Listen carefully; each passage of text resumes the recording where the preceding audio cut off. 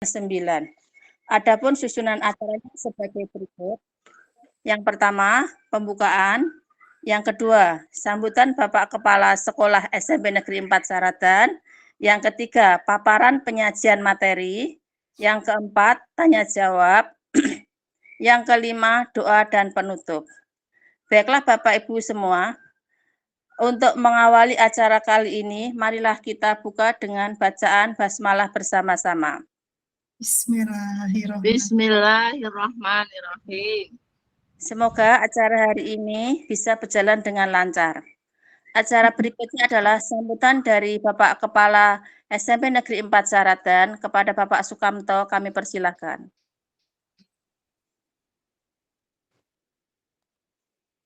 Assalamualaikum warahmatullahi wabarakatuh. Waalaikumsalam warahmatullahi wabarakatuh.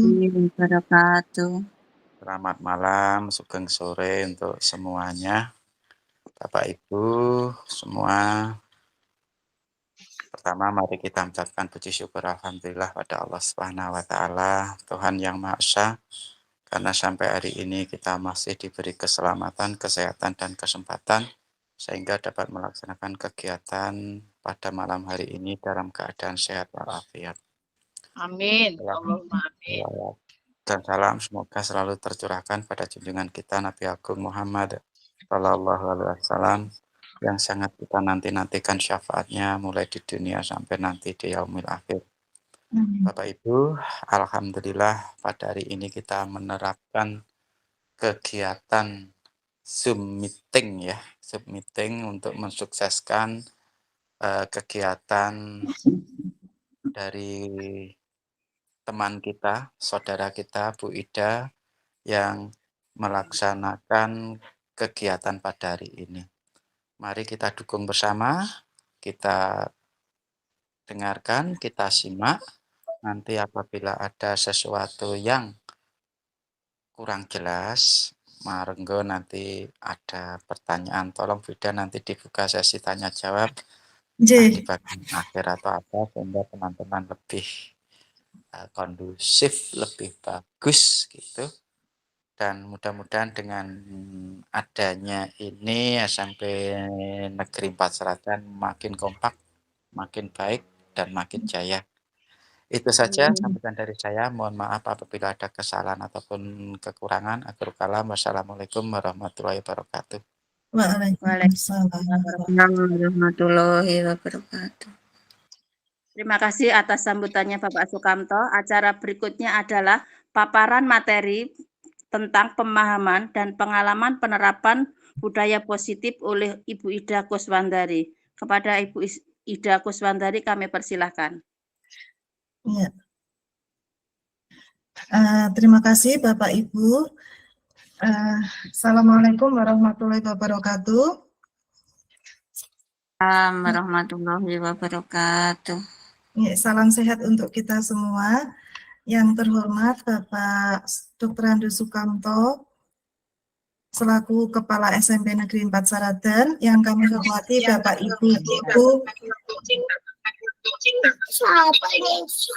Ibu guru dari SMP Negeri 4 Saradan maupun dari SMP 3 Saradan, juga dari SMP 1 Balirejo. Puji syukur kita haturkan kehadirat Allah Subhanahu wa taala yang telah memberi kita kesehatan dan kesempatan sehingga kita bisa bergabung pada ruang virtual. Shalawat dan salam kita ajukan pada junjungan kita Nabi Agung Muhammad SAW. Semoga kita mendapat syafaatnya nanti di yaumul qiyamah. Terima kasih Bapak Ibu karena telah berkenan hadir dalam ruang virtual ini dalam rangka berbagi pemahaman dan pengalaman dalam penerapan budaya positif di satuan pendidikan. Ini merupakan salah satu syarat dalam menuntaskan guru penggerak. Jadi saya matur suwun sekali atas perkenan Bapak Ibu karena telah kersa rawuh dalam acara ini. Berikutnya kami akan mulai memaparkan apa saja yang kami pahami dan alami dalam menerapkan budaya positif. Mohon izin berbagi screen ya Bapak Ibu.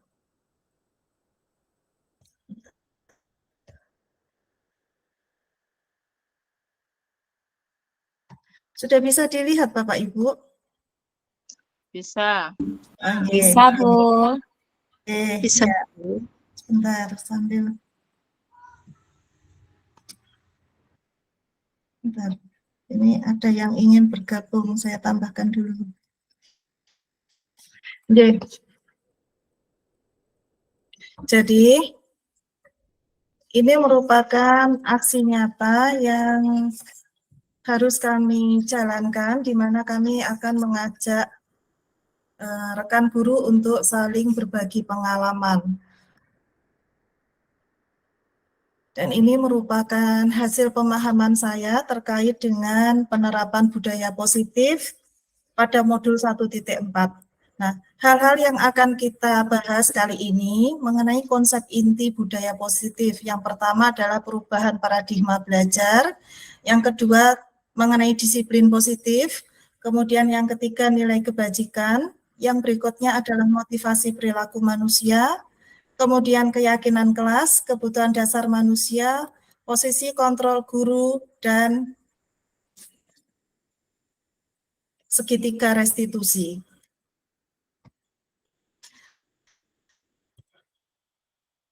Kita akan membahas satu persatu. Yang pertama, budaya positif ini sebagai lingkaran yang terluar, ini bisa kita dapatkan ketika lingkungan di mana kita bekerja, di mana anak-anak bersekolah, ini merupakan sebuah lingkungan yang positif.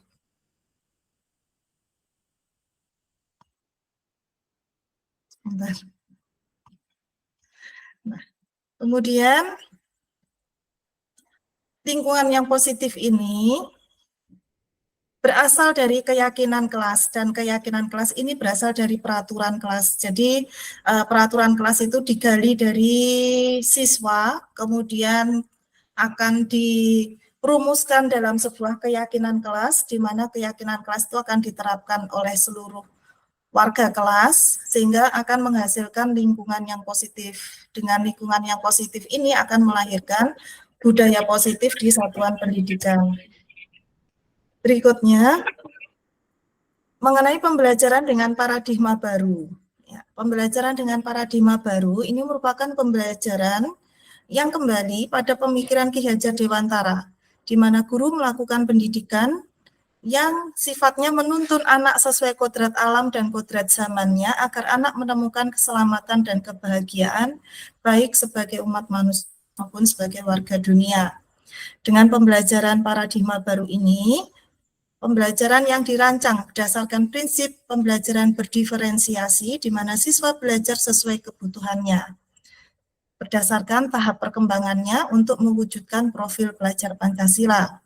Terdapat 6 dimensi dalam profil pelajar Pancasila, yaitu beriman, bertakwa pada Tuhan Yang Maha Esa dan berakhlak mulia, berkepribadian global, kemudian bergotong royong, kreatif, bernalar kritis, dan mandiri.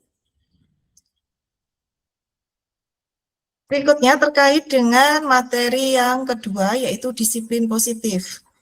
Istilah disiplin berasal dari bahasa Latin, yaitu disiplina, yang artinya adalah belajar.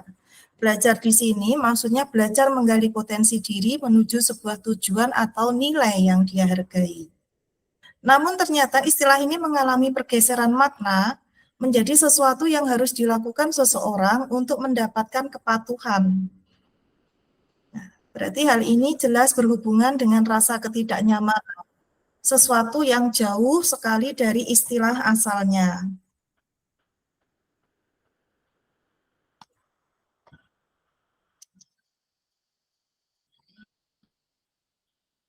Kemudian, miskonsepsi tentang teori kontrol, selama ini kita menerapkan posisi kontrol pada siswa. Ternyata apa yang kita lakukan itu hanya sebuah ilusi. Ketika kita meminta anak untuk berdisiplin misalnya, kita menerapkan sebuah ilusi. Kita hanya mendapatkan ilusi. Ilusi itu berarti bayangan. Bayangannya guru bisa mengontrol murid. Kemudian bayangannya bahwa semua penguatan positif, efektif, dan bermanfaat. Kemudian bayangan atau ilusi berikutnya bahwa kritik dan membuat rasa bersalah mampu menguatkan karakter. Selama ini saya sendiri sebagai guru sering memberi kritik, membuat anak merasa bersalah, tujuannya bagi saya itu supaya anak itu tahan mentalnya. Namun ternyata mungkin pada saat itu anak memang tahan mentalnya, tetapi sebenarnya itu hanya sebuah ilusi atau bayangan. Kemudian bayangan yang berikutnya bahwa orang dewasa berhak memaksa.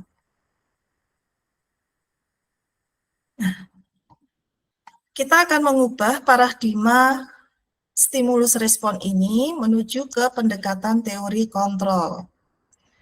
Yang pertama, dalam paradigma stimulus respon, kita melihat kebutuhan manusia itu sama. Padahal dalam teori kontrol, kebutuhan tiap manusia itu jelas berbeda. Kemudian pada paradigma stimulus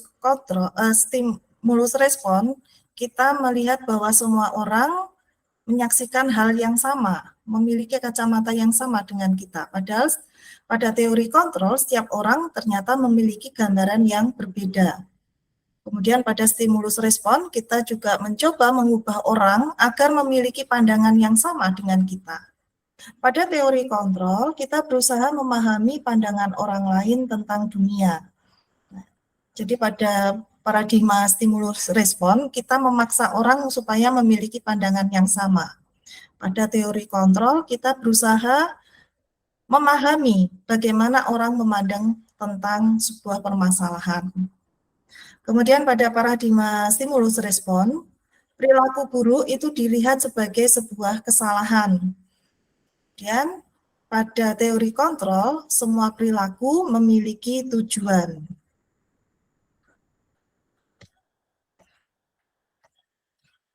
Berikutnya, pada paradigma stimulus respon, orang lain bisa mengontrol seseorang. Tetapi pada teori kontrol, hanya diri kita sendiri yang bisa mengontrol diri kita.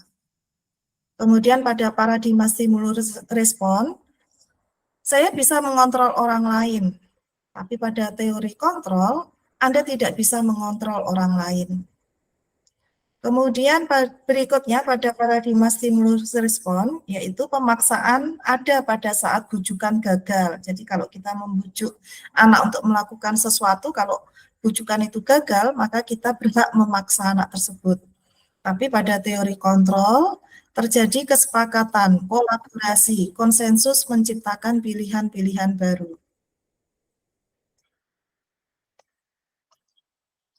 Berikutnya, pada paradigma stimulus respon, terjadi model berpikir menang kalah. Jadi ada pihak yang menang dan ada pihak yang kalah. Biasanya pihak yang menang itu yang memiliki posisi yang lebih kuat. Sedangkan pihak yang kalah itu posisinya lebih rendah. Tapi pada teori kontrol, terjadilah pendekatan model berpikir menang-menang. Jadi dua-dua pihak ini sama-sama menemukan jalan tengah terhadap suatu masalah. Berikutnya kita beralih ke materi yang ketiga, yaitu mengenai nilai kebajikan universal. Definisi nilai kebajikan universal ini adalah nilai kebajikan yang telah disepakati bersama, terlepas dari suku bangsa, bahasa, agama, maupun latar belakangnya. Jadi ini benar-benar mengenai nilai kebajikan yang hakiki. Kemudian nilai kebajikan ini berisi sifat-sifat positif yang ingin dicapai oleh manusia, yang ingin dituju oleh manusia. Berikut ini ada contoh-contoh mengenai nilai-nilai kebajikan dari 3 lembaga. Yang pertama, nilai kebajikan yang diusung dalam profil pelajar Pancasila terdapat 6 nilai kebajikan. Yang pertama, beriman, bertakwa pada Tuhan Yang Maha Esa, dan berakhlak mulia. Yang kedua, mandiri. Yang ketiga, bernalar kritis. Yang keempat, berkebinekaan global. Selanjutnya, bergotong royong dan kreatif. Kemudian dari IBO Primary Years Program, ada 11 nilai kebajikan, yaitu toleransi, rasa hormat, integritas, menghargai, antusias, empati, keingintahuan, kreativitas, kerjasama, percaya diri, dan komitmen. Berikutnya ada dari 9 pilar karakter. atau Indonesian Heritage Foundation ya atau IHF itu mengusung 9 nilai kebajikan, yaitu cinta Tuhan dan segenap ciptaannya, kemandirian dan tanggung jawab, kejujuran atau amanah dan diplomatis, kemudian hormat dan santun, berikutnya dermawan, suka menolong dan gotong royong, berikutnya percaya diri, kreatif dan bekerja keras, yang ketujuh kepemimpinan dan keadilan, yang kedelapan baik dan rendah hati, kemudian yang kesembilan toleransi, kedamaian dan kesatuan. Ini contoh nilai kebajikan yang diusung oleh tiap-tiap lembaga. Jadi tiap lembaga itu pasti memiliki kesepakatan yang berbeda-beda. Berikutnya kita menuju pada materi motivasi perilaku manusia. Seorang anak atau seorang murid itu berperilaku pasti memiliki tujuannya. Ada anak yang berperilaku, mungkin dia patuh, misalnya dia mengerjakan sebuah tugas, padahal dia belum paham mengenai materi tersebut. Ternyata setelah ditanya, dia mengerjakannya itu untuk menghindari ketidaknyamanan atau hukuman. Hal ini menimbulkan motivasi dari luar dirinya, ya, atau motivasi eksternal. Yang kedua, mungkin seseorang itu mengerjakan sesuatu dengan tujuan untuk mendapat imbalan atau penghargaan dari orang lain. Ini pun merupakan motivasi dari luar dirinya atau motivasi eksternal. Nah, kemudian yang ketiga, ada juga anak yang melakukan sesuatu karena memang mereka mengharapkan diri mereka seperti itu. Tujuannya mereka menghargai diri sendiri terhadap nilai yang mereka yakini. Misalnya mereka menghargai nilai disiplin, mereka menghargai nilai ketertiban, ya, sehingga mereka benar-benar melakukannya. Hal itu menimbulkan sebuah motivasi internal. Nah, pada perjalanan pembelajaran kita diharapkan anak-anak itu melakukan sesuatu dengan tujuan yang ketiga ini, sehingga mereka benar-benar memiliki motivasi internal. Memang mereka mengharapkan untuk bisa menjadi orang yang tertib, yang disiplin, yang beriman, bertakwa, yang bernalar kritis dan sebagainya, dan itu benar-benar murni dari keinginan mereka. Jadi bukan karena mereka ingin mendapatkan imbalan, ataupun karena mereka menghindari suatu hukuman. Nah, dengan melakukan dengan mereka memiliki motivasi internal, ya, menurut Ki Hajar Dewantara, mereka menjadi manusia merdeka. Merdeka yang dimaksud oleh beliau, ini tidak hanya terlepas dari perintah orang lain, tapi mereka benar-benar cakap memerintah dirinya sendiri. Kapan mereka harus berdisiplin, kapan mereka harus tertib, kapan mereka harus cinta, tanah air, dan sebagainya. Itulah yang disebut dengan merdeka menurut pemikiran Ki Hajar Dewantara. Berikutnya kita akan menuju pada keyakinan kelas. Istilah keyakinan kelas digunakan karena diyakini kata keyakinan ini lebih menggerakkan hati untuk mewujudkannya. Sebentar nih Bapak Ibu. Kata keyakinan itu lebih menggerakkan hati untuk mewujudkannya dibandingkan dengan istilah peraturan kelas. Peraturan itu biasanya anak mengikuti peraturan, hanya mengikuti peraturan saja tanpa makna. Namun dalam keyakinan kelas itu anak diajak untuk berdiskusi bagaimana mereka menyepakati sebuah aturan-aturan dari mereka sendiri untuk dijadikan nilai-nilai yang akan mereka yakini. Oleh karena itulah disebut dengan keyakinan kelas. Ada beberapa catatan menarik mengenai keyakinan kelas. Yang pertama, keyakinan kelas bersifat lebih abstrak. dibandingkan peraturan yang rinci dan konkret. Kemudian keyakinan kelas berupa pernyataan-pernyataan yang universal. Yang ketiga, pernyataan keyakinan kelas disusun dalam kalimat positif. Kemudian jumlahnya tidak perlu banyak agar lebih mudah diingat, dipahami, dan dilaksanakan. Keyakinan kelas hendaknya sesuatu yang dapat diterapkan. Kemudian semua warga ikut berkontribusi dalam penyusunan dan bersedia meninjau kembali keyakinan kelas itu dari waktu ke waktu. Jadi keyakinan kelas itu bukan sesuatu yang mati, yang paten, yang berlaku selamanya, tidak. Tapi keyakinan kelas itu bisa ditinjau setiap waktu. Bisa berubah sesuai dengan situasinya. Ini juga pada keyakinan sekolah ini juga bisa diterapkan.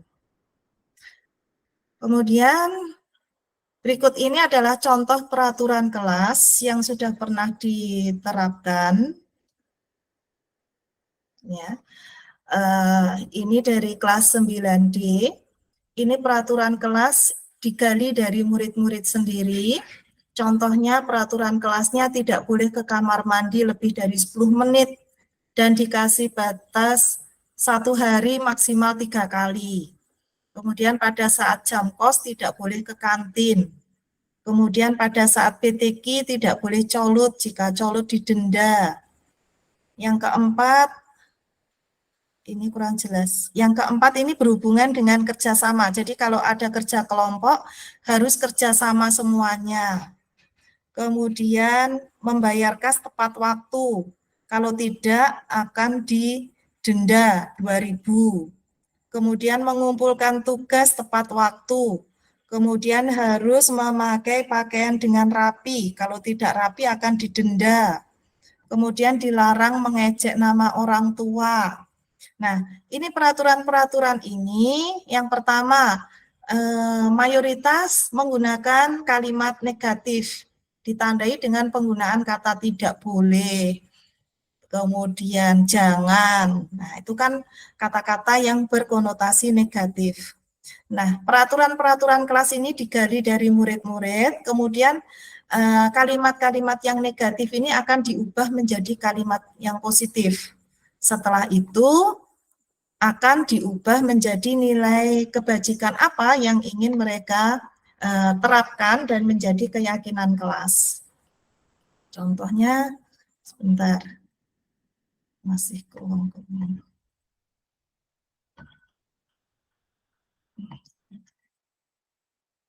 Nah, nih. Contohnya ini, dari peraturan kelas yang sudah digali dari anak-anak itu, kemudian kita akan menanyakan, kalau peraturan nomor 1, tidak boleh ke kamar mandi lebih dari 10 menit dan dikasih batas 1 hari itu maksimal 3 kali.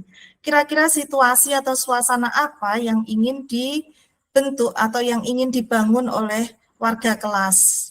Ya, ternyata dari peraturan kelas yang nomor 1 ini, anak-anak membuatnya karena ingin supaya kelasnya itu tertib. Nah, berarti nilai yang diusung adalah mengenai menjaga ketertiban. Begitu juga untuk peraturan kelas yang nomor 2, ini juga dibangun, diinginkan oleh siswa supaya kelasnya menjadi tertib. Berarti inilah nilai kebajikan yang akan mereka yakini. Nah, kemudian mengenai kerjasama, ini berarti mereka mengharapkan ada kekompakan, ada kerjasama. Nilai inilah yang akan mereka yakini sebagai keyakinan kelas. Berikutnya untuk ini dilarang mengejek nama orang tua. Nah, peraturan ini mereka terapkan karena mereka ingin kelasnya, warga kelasnya itu menghormati orang lain. Berarti nilai kebajikan yang diusung adalah menghormati orang lain, dan ini yang akan mereka jadikan sebagai keyakinan kelas. Yang berikutnya untuk disiplin, ini diambilkan dari peraturan kelas mengenai membayar kas tepat waktu, kemudian mengumpulkan tugas tepat waktu, kemudian harus memakai pakaian dengan rapi. Ya, ini adalah hal-hal yang berkaitan dengan disiplin. Nah, dari peraturan kelas yang digali oleh dari murid ini, kita akan menyederhanakannya menjadi nilai-nilai yang akan diusung dan diyakini oleh kelas tersebut. Dan inilah yang menjadi keyakinan kelas. Berikutnya kita akan membahas mengenai kebutuhan dasar manusia. Menurut Abraham Maslow, terdapat 5 kebutuhan dasar manusia. Yang pertama, kebutuhan untuk bertahan hidup atau survival. Yang kedua, kebutuhan cinta dan kasih sayang atau love and belonging. Kemudian yang ketiga, kebutuhan untuk merasa bebas atau freedom. Kemudian yang keempat, kebutuhan untuk mendapatkan rasa senang atau having fun. Dan yang kelima, kebutuhan untuk berkuasa atau power. Nah, kebutuhan dasar manusia ini akan menjadi alasan bagaimana manusia itu melakukan sebuah tindakan. Setiap murid melakukan tindakan pasti digunakan untuk memenuhi kebutuhan dasarnya. Ya. Kebutuhan untuk bertahan hidup ini berarti ada kebutuhan psikologis yang harus dipenuhi, yaitu kebutuhan rasa aman. Kemudian ada kebutuhan fisiologis yang juga harus dipenuhi, yaitu kebutuhan akan kesehatan, rumah, dan makanan. Kemudian dari kebutuhan biologisnya, ada proses reproduksi yang harus dipenuhi. Sedangkan pada 4 kebutuhan lainnya, itu hanya kebutuhan psikologis saja yang dipenuhi. Misalnya pada kebutuhan kasih sayang dan diterima, maka kebutuhan psikologis yang didambakan itu adalah kebutuhan seorang anak akan hubungan dan koneksi sosial dengan lingkungannya. Kemudian kebutuhan untuk menjadi bagian dari suatu kelompok. Kemudian untuk kebutuhan power atau penguasaan, maka kebutuhan psikologis yang dibutuhkan itu menunjukkan kekuatan untuk mencapai sesuatu, minta dihargai dan diakui prestasinya. Berikutnya, kebutuhan pada kebebasan atau freedom.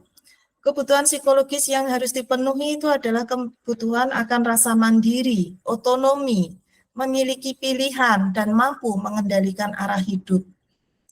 Seorang anak yang memiliki kebutuhan freedom ini, mereka suka mencoba hal baru. Mereka akan banyak bergerak dan tidak terpengaruh oleh orang lain. Ya. Kemudian pada kebutuhan kesenangan atau having fun, maka kebutuhan psikologis yang didambakan oleh mereka itu adalah mereka mencari kesenangan. Mereka senang tertawa. Nah, tipe manusia yang mencari kesenangan itu akan tetap dapat berkonsentrasi tinggi pada saat mengerjakan hal yang disenangi. Misalnya sambil dia itu mendengarkan pelajaran, sambil dia itu misalnya jarak temannya. Nah, itu ketika dia melihat temannya itu bereaksi terhadap tindakannya, dia akan merasa senang. Gitu. Nah, contohnya ini ada sebuah kasus mengenai kebutuhan dasar manusia. Kasusnya ini mengenai Ibu Ambar, seorang wali kelas 2A di SD Pelita Hati. Ya, ini saya ambilkan dari contoh yang ada di guru penggerak. Ya. Ibu Ambar, wali kelas 2 di SD Pelita Hati, sedang bingung menghadapi ulah salah satu muridnya yang bernama Doni. Beberapa murid telah datang kepadanya untuk mengeluhkan sikap Doni yang sering meminta bekal mereka. Apa alasan Doni melakukannya?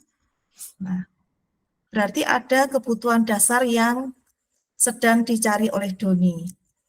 Kebutuhan dasarnya apa? Kalau Doni mengatakan bahwa ia lapar dan tidak diberi bekal oleh orang tuanya, maka saat itu Doni sedang membutuhkan sesuatu untuk bertahan hidup. Jadi dia melakukan mengambil bekal temannya itu untuk bertahan hidup. Tapi kalau Doni mengatakan bahwa ia senang karena akhirnya ada teman yang memperhatikannya, misalnya dengan mengambil bekal temannya, terus temannya tahu bahwa mungkin dia itu tidak membawa bekal, kemudian akhirnya besok temannya sengaja membawa double, yang satu diberikan Doni, itu berarti dia sedang membutuhkan kasih sayang dan diterima. Ya, jadi dia membutuhkan rasa kasih sayang dan supaya dia bisa diterima dalam kelompoknya.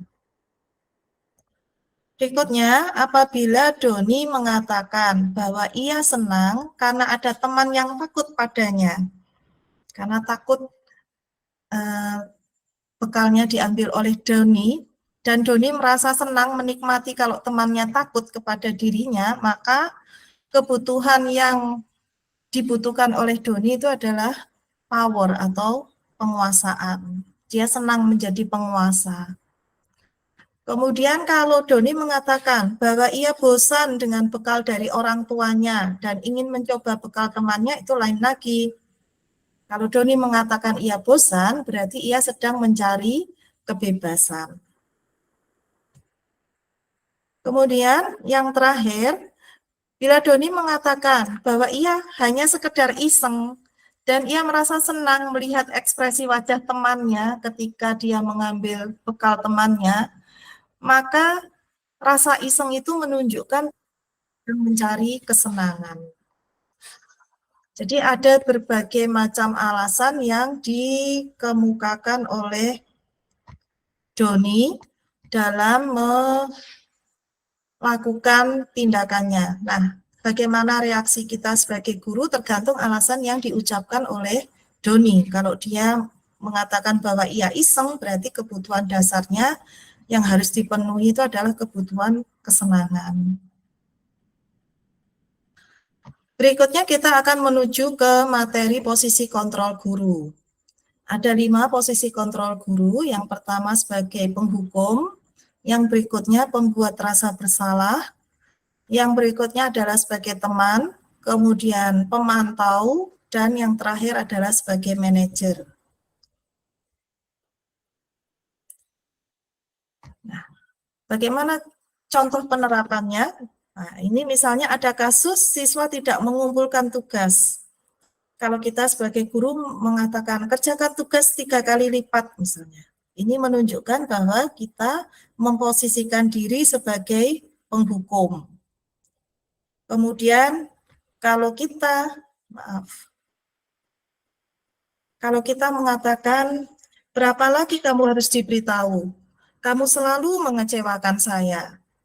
Ini berarti anak akan merasa bahwa dirinya itu selalu membuat gurunya merasa kecewa padanya. Ya. Jadi kita menanamkan rasa bersalah kepada anak tersebut. Nah, berarti posisi kita adalah sebagai pembuat rasa bersalah. Berikutnya kalau kalimat yang kita ucapkan adalah, ayo kumpulkan tugas dong, bantu Bapak Ibu guru ya, lain kali jangan diulang lagi. Nah, ini berarti kita memposisikan diri sebagai teman. Kemudian kalau kalimat yang kita ucapkan pada anak itu berupa, kamu sudah terlambat mengumpulkan tugas. Konsekuensinya sesuai kesepakatan kita bahwa kamu didenda sebesar 5.000. Nah, ini menunjukkan bahwa kita memposisikan diri sebagai pemantau. Berikutnya, bila yang kita ucapkan itu adalah kalimat untuk menanyakan apa alasannya dia, bagaimana cara dia memperbaikinya, itu berarti kita memposisikan diri sebagai manajer. Ya, apakah kamu tahu apa kesalahanmu? Bagaimana kamu memperbaikinya? Nah, ini merupakan posisi yang idealnya dilakukan oleh guru terhadap murid-murid yang menghadapi masalah. Idealnya seperti itu. Berikutnya kita akan membahas materi yang terakhir, yaitu mengenai segitiga restitusi. Segitiga restitusi, pengertiannya itu merupakan proses dialog yang dilakukan oleh guru dan murid untuk mengarahkan murid agar memiliki sikap yang bertanggung jawab dan mandiri. Kemudian ada 3 hal dalam segitiga restitusi, yaitu menstabilkan identitas, yang berikutnya memvalidasi tindakan yang salah, dan yang ketiga adalah menanyakan keyakinan.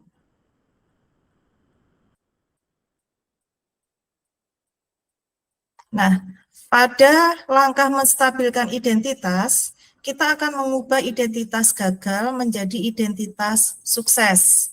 Identitas gagal itu maksudnya anak-anak melakukan kesalahan, dan ketika kita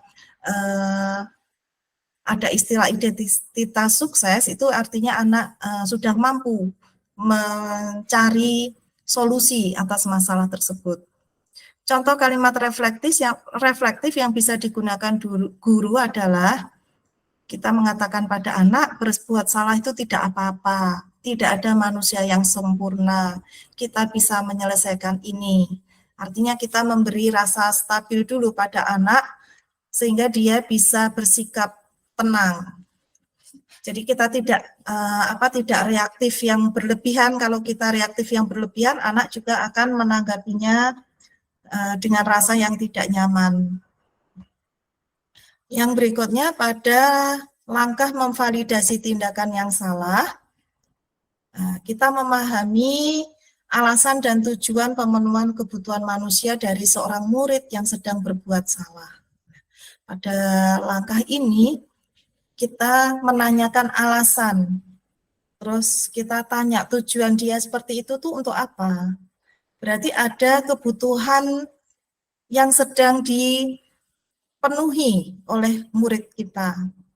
Contoh kalimat reflektif yang bisa digunakan adalah, kamu pasti punya alasan berbuat itu ya. Kamu patut bangga karena kamu mempertahankan hal yang penting buatmu. Atau kamu bisa saja kamu berbuat hal yang buruk, tapi kamu tidak melakukan hal itu. Dengan kata-kata seperti ini, murid akan menceritakan alasan dia untuk melakukan hal itu, tujuannya apa, sehingga kita bisa mengetahui kebutuhan apa yang sedang diperlukannya.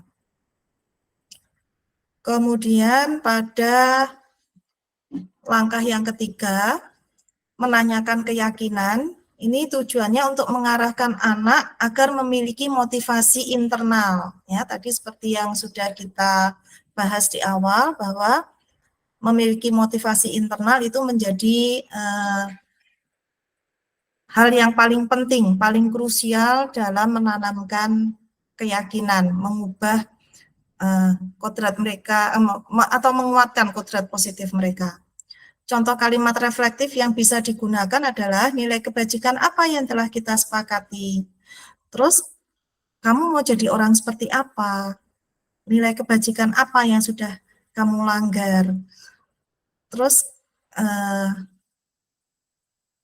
dengan cara bagaimana kamu akan memperbaiki kesalahan ini?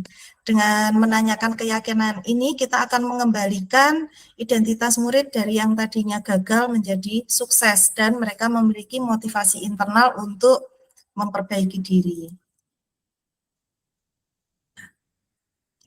Berikutnya, kenapa kok segitiga restitusi itu harus kita lakukan?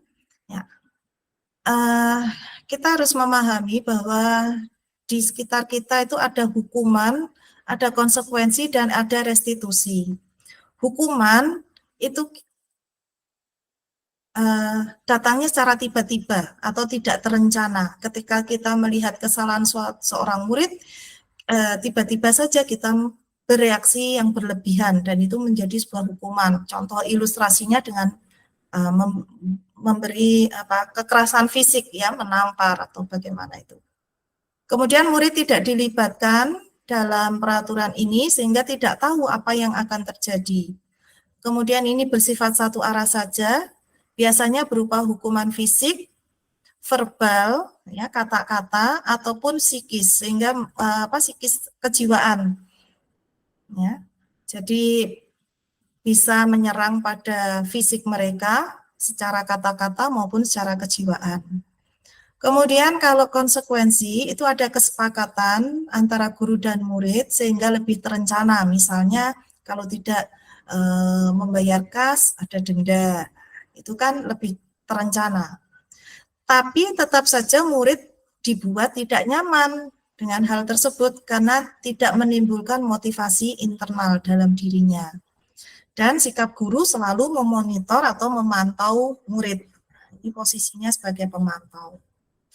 Pada restitusi, kita menciptakan kondisi bagi murid untuk menyadari kesalahannya dan mereka mau memperbaiki diri. Jadi ini ada proses menciptakan kondisi bagi murid untuk menyadari kesalahan dan memperbaiki diri.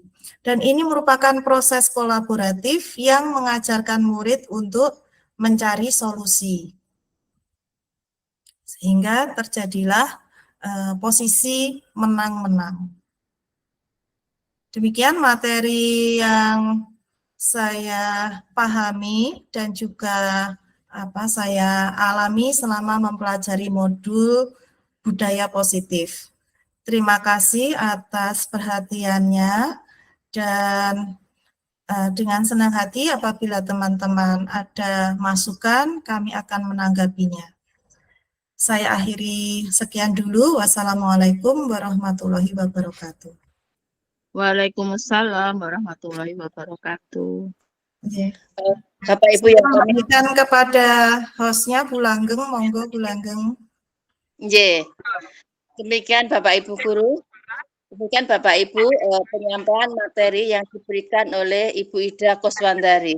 Mungkin dari Bapak Ibu ada yang mau menanggapi, memberi saran atau kritik tentang materi yang disampaikan oleh Ibu Ida tadi. Kami persilahkan Bapak Ibu guru untuk memberikan kritik, saran ataupun pertanyaan. Monggo. Saya Bida. Oke, Bu Nani. Monggo Bu Nani. Terima kasih Bu Ida atas waktunya. Saya sangat tertarik sekali dengan apa yang dipresentasikan oleh Bu Ida. Di sini saya ingin berbuat seperti menumbuhkan budaya positif. Cuma yang ingin saya tanyakan, bagaimana kita menumbuhkan motivasi intrinsik dari anak. Jadi supaya tidak selalu diberi hadiah, supaya tidak diancam, supaya dia muncul dari dalam. Karena kalau budaya positif itu selalu kita yang nyuruh kan sulit kan, Bun. Bagaimana caranya kita, walaupun perlahan-lahan ya, bagaimana caranya supaya menumbuhkan dari dalam anak, kesadaran anak untuk saya mau melakukan disiplin, saya mau melakukan tugas supaya tertib. Itu mohon pencerahannya Bunda, seperti itu saja pertanyaan saya. Terima kasih. Matur suwun Bu Nani untuk pertanyaannya. Ini langsung saya tanggapi nggih Bu Langgeng? Langsung dijawab aja Bu Ida, nanti biar berikutnya pertanyaan jawab gitu. Oke, matur suwun. Ya, matur suwun Bu Nani atas pertanyaannya. Dari materi yang saya pelajari selama ini, kita memang cenderung memberi reaksi yang berlebihan ketika tahu bahwa ada seorang anak yang melakukan kesalahan. Ya, kita memberikan hukuman atau mungkin kita membuat konsekuensi. Itu. Ternyata hukuman itu kan berdampak tidak baik pada seorang anak. Begitupun konsekuensi itu tetap membuat anak merasa tidak nyaman. Kemudian agar anak merasa nyaman, terus mereka menyadari kesalahannya terlebih dulu, kemudian mereka itu juga mau berpikir mencari solusi dari masalah yang dia bikin, maka kita diberi arahan untuk melakukan atau menerapkan segitiga restitusi. Tadi di segitiga restitusi kan ada 3 langkah yang kita harus terapkan, yaitu menstabilkan identitas, kemudian memvalidasi tindakan yang salah, dan menanyakan keyakinan. Nah, tujuan dari segitiga restitusi itu untuk menghasilkan murid yang mandiri dan bertanggung jawab. Nah, posisi menstabilkan identitas ini yang nampaknya sangat perlu untuk saya pribadi harus belajar banyak. Karena pada posisi menstabilkan identitas ini akan menunjukkan bagaimana kita bisa menangani suatu masalah dengan tenang. Kalau kita tenang, insya Allah anak itu juga akan ikut merasa tenang. Tapi kalau kita melihat anak berbuat salah dan kita emosi, iya, reaktif, otomatis anak pun akan kaget. Sehingga kalimat yang diucapkan anak itu bisa jadi kalimat yang yang intinya supaya dia tidak dimarahi berlebihan, ya, dia takut, sehingga mungkin saja kata-kata yang dia ucapkan itu sebenarnya bukan sesuatu yang jujur, karena dia takut, ya kan? Biar aman aja, biar nggak cari aman. Ya, tapi kalau kita tenang, kita menenangkan anak itu, insya Allah dia pun akan bisa merespon dengan baik. Nah, kita bisa mengatakan berbuat salah itu nggak apa-apa, nggak ada manusia yang sempurna. Ya, saya tahu kamu juga merasa nggak nyaman dengan ini, gitu. Jadi saya rasa dengan kita berada pada posisi anak tersebut, insya Allah anak pun akan bisa merasa tenang. Menurut saya seperti itu, Bun. Bagaimana? Maaf ya, Bun. Ini biar lebih jelas lagi.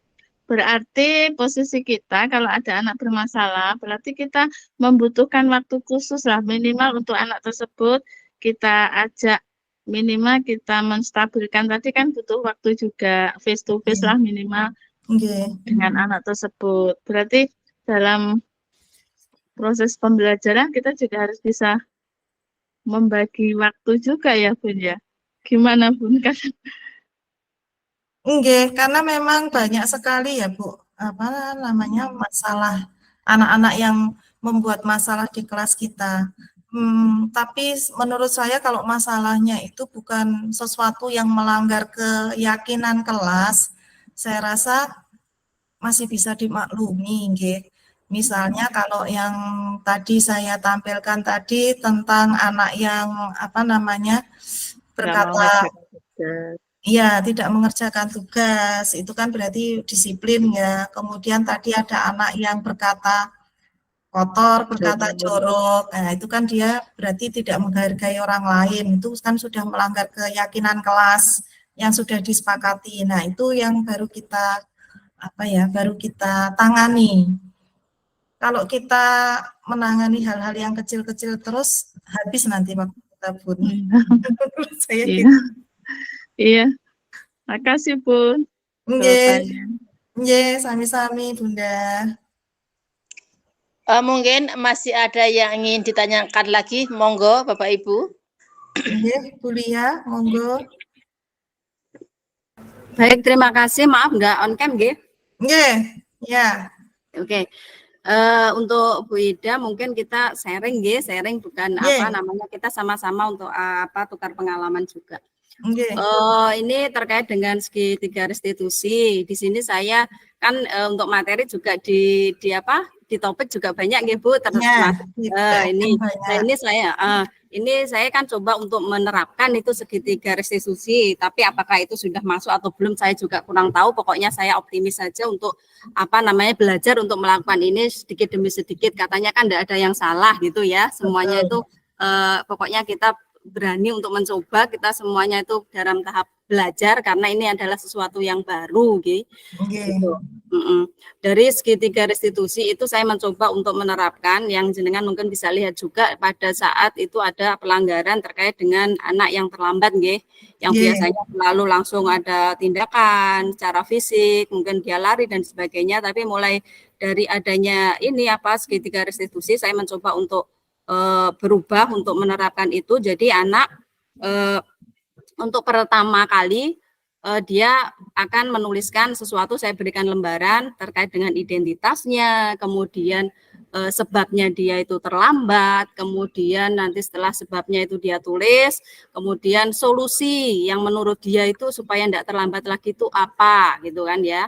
Terus kemudian setelah solusi mungkin yang namanya kamu terlambat mesti ada konsekuensi. Di sini saya tidak menerapkan konsekuensi menurut versi saya, tetapi kamu memilih sendiri apa konsekuensi yang menurutmu itu kamu mampu dan kamu enjoy untuk melaksanakannya apa. Saya suruh memilih sendiri. Jadi dari beberapa hari itu satu anak itu memiliki catatan tersendiri. Jadi dia menulis sendiri sebabnya dia terlambat kenapa, terus solusinya nanti dia akan berpikir supaya tidak mengulangi itu apa, terus dari itu mesti ada konsekuensi. Lah konsekuensinya itu saya suruh untuk memilih sendiri apa yang dia akan lakukan kalau dia melakukan kesalahan. Nah itu saya berikan alternatif itu agar dia itu juga belajar untuk memanage dirinya gitu. Menurut Bu Ida gimana? Apakah itu sudah masuk pelaksanaan dari segi 3 restitusi atau belum? Itu yang pertama.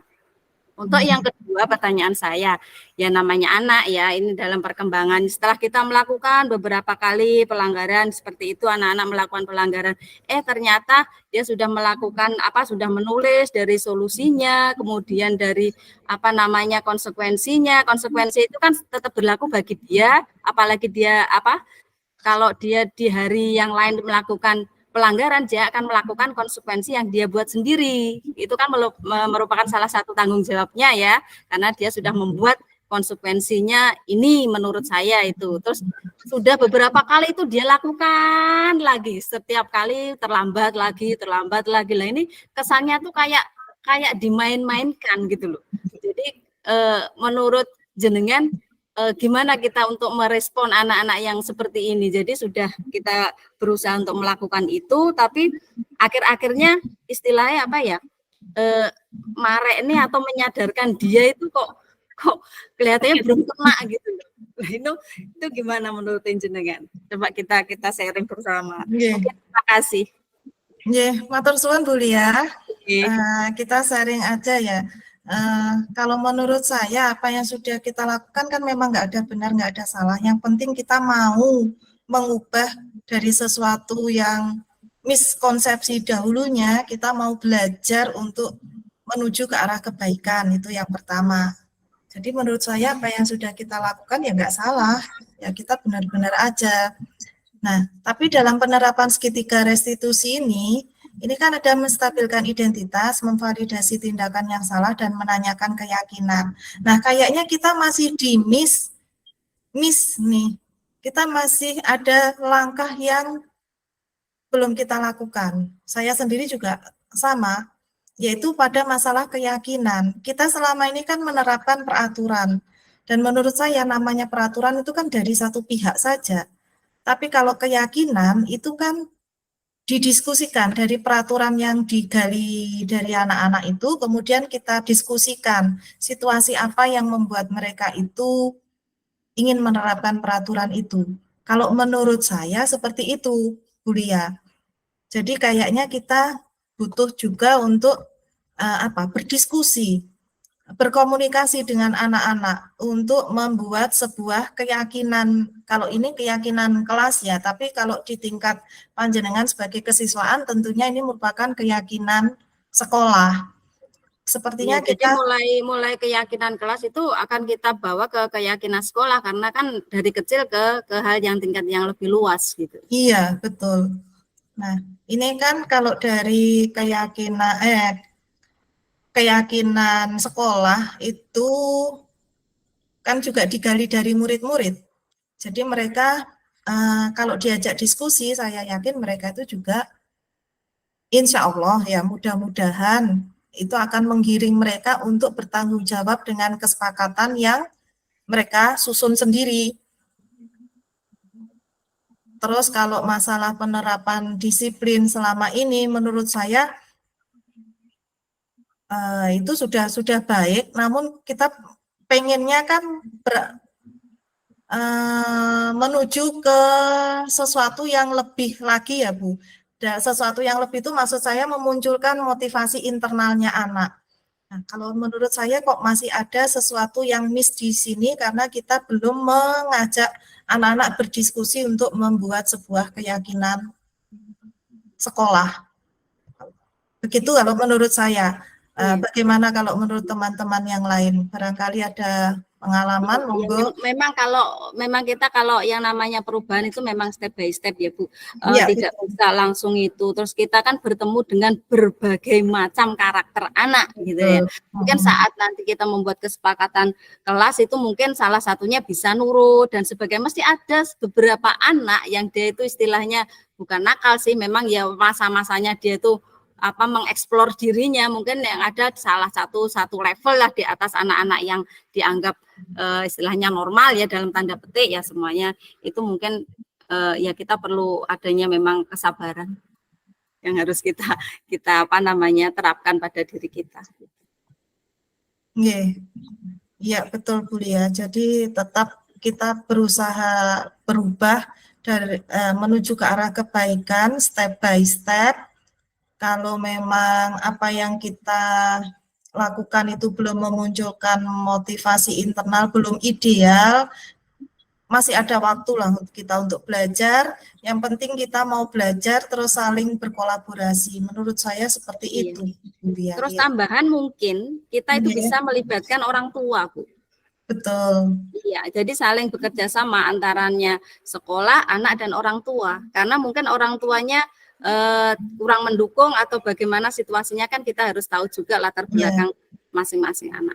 Jadi perlu pelibatan orang tua juga.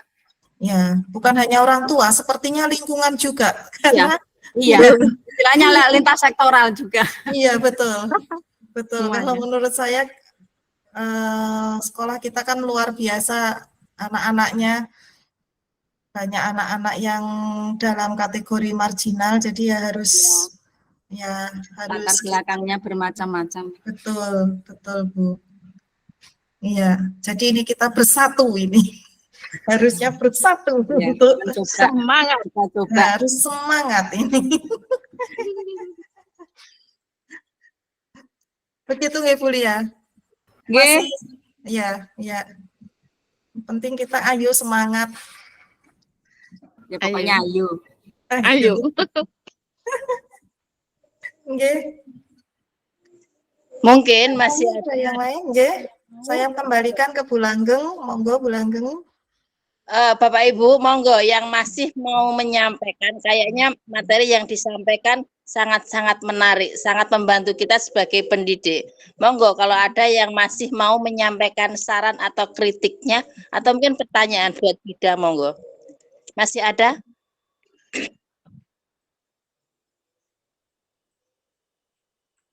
Bu Nani, kalau mau menyampaikan lagi, monggo. Iya, saya itu sebenarnya terima kasih ya, kok saya lagi ini. Saya penasaran sekali. Saya tuh sangat ingin itu loh, posisi kontrol guru yang tadi baru diterangkan Bu Ida. Saya sangat tertarik sekali. Cuman bagaimana ya mengawalinya gitu loh. Memang benar kita harus bersatu, saling membantu, saling menularkan ilmu. Itu betul juga sih. Yang itu lebih beda yang segitiga restitusi. Kan selama ini kita selama ini mungkin posisi kita itu yang belum maksimal di situ. Iya Bu. Saya harus hati-hati menyebut posisi kontrol seorang guru. Iya, tadi kan ada 5 ya Bu posisi kontrol. Selama ini saya juga masih jauh dari kata sempurna. Kalau sempurnanya kan sebagai manajer, tapi saya masih sering memposisikan diri saya sebagai pembuat rasa bersalah, masih sering memposisikan saya sebagai teman. Mungkin juga teman Bapak Ibu guru juga tahu, mungkin saya dengan anak-anak itu mungkin terlalu lembek atau apa, tapi saya itu enggak apa ya, sharing aja, saya tuh nggak ingin membuat anak-anak merasa tidak nyaman gitu.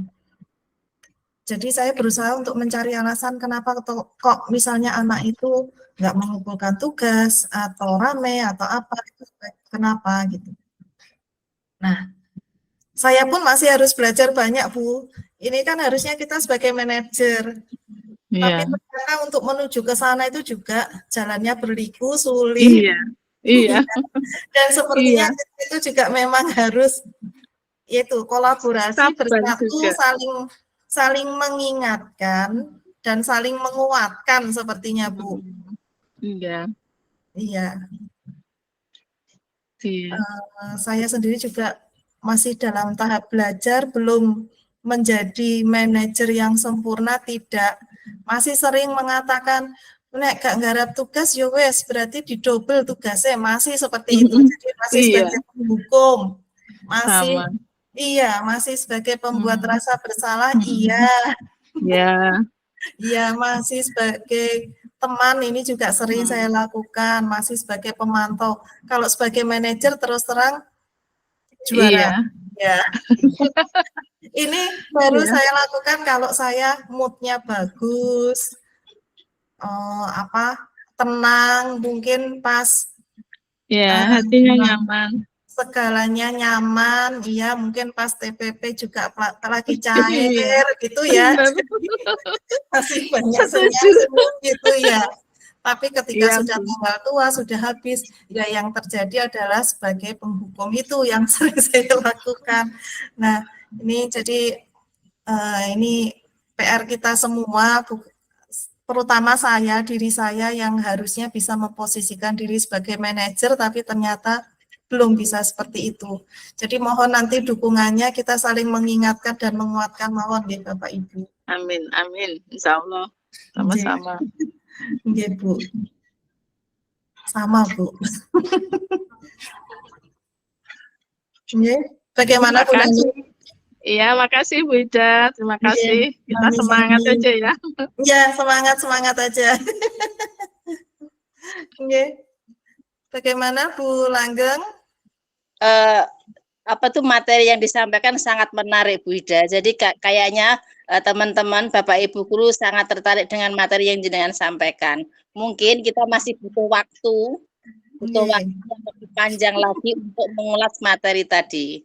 Iya, nanti kita bisa saling sharing kopi darat, Kalau ini kan di ruang virtual, nah mungkin kita bisa saling bertemu muka, untuk saling berdiskusi, saling sharing begitu. Betul, mungkin materinya sangat luar biasa.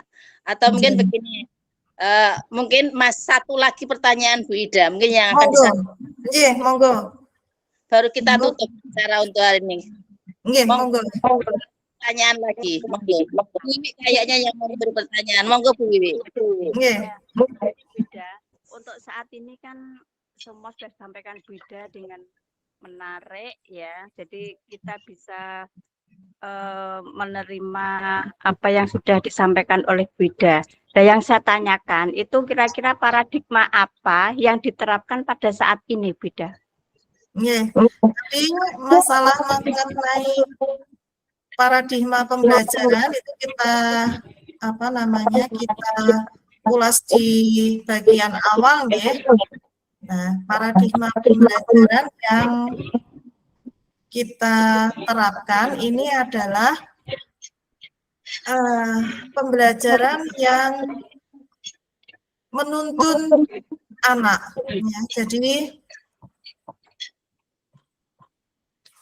Jadi kita kembali pada pemikiran atau filosofi pendidikan Ki Hajar Dewantara mengenai pendidikan, di mana pendidikan itu harus bisa menuntun anak sesuai kodrat alam dan kodrat zamannya.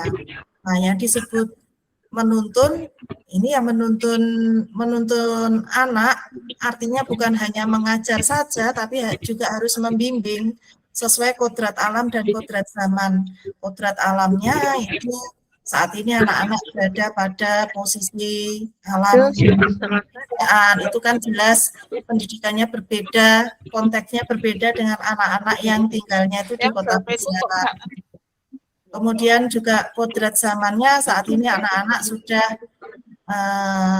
sudah mahir dengan gawainya, sedangkan zaman kita dulu belum ada gawai, belum ada gadget, belum ada HP, jelas berbeda. Jadi paradigma yang kita lakukan adalah paradigma yang memberikan pendidikan yang menuntun anak sesuai kodrat alam dan kodrat zamannya. Tuh. Terus paradigma yang baru ini juga pembelajaran yang dirancang itu menggunakan prinsip pembelajaran berdiferensiasi. Jadi anak belajar sesuai dengan kebutuhannya.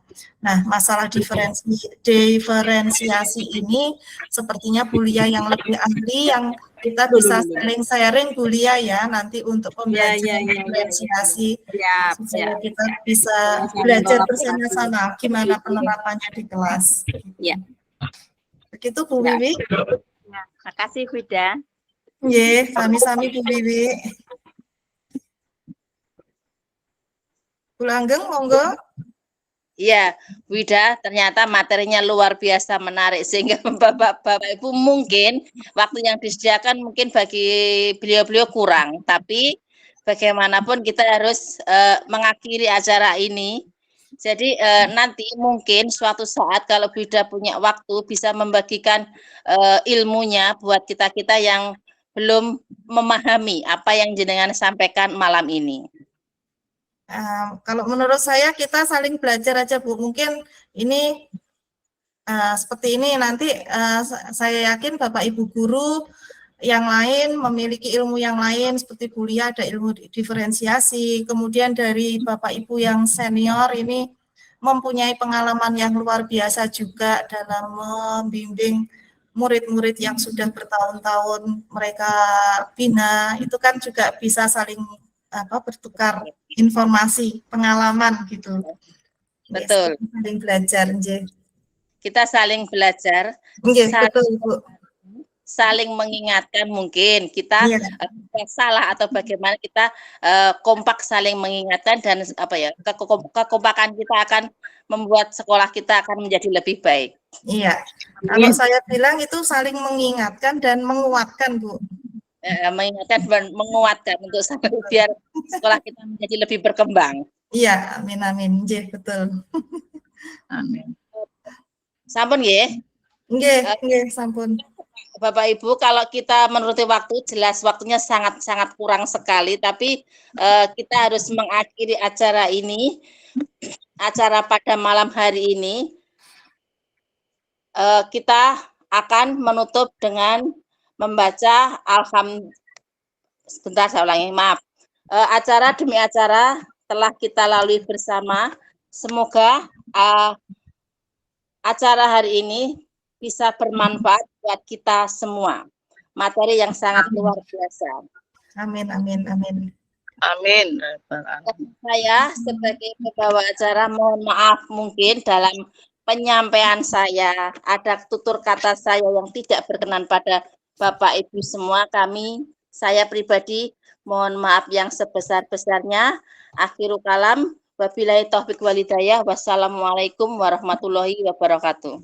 Waalaikumsalam. Waalaikumsalam warahmatullahi wabarakatuh. Matur suwun Bapak Ibu atas rawuhnya. Terima kasih Bu Ida, sama-sama.